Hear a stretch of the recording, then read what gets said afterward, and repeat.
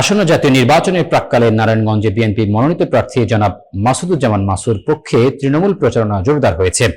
আজ 18 নম্বর ওয়ার্ডে জিয়াউর রহমান সমাজ কল্যাণ পরিষদের সভাপতি এম গিয়াসউদ্দিন খোকনের নেতৃত্বে লিফলেট বিতরণ ও গণসংযোগ অনুষ্ঠিত হয়। মাল্টিমিডিয়া রিপোর্টার মারুফ আলম জানান, এ সময় এলাকাবাসীর সঙ্গে মতবিনিময় সভাও অনুষ্ঠিত হয়। সভায় উপস্থিত ছিলেন কেন্দ্রীয় নির্বাহী কমিটির সহসভাপতি সুলতান মাহমুদ পলাশ, যুগ্ম সাধারণ সম্পাদক জাহাঙ্গীর আলম, প্রস্তাবিত আহ্বায়ক রুল আমিন, প্রচার সম্পাদক কামাল মন্ডল এবং যুগ্ম আহ্বায়ক কবির হোসেন।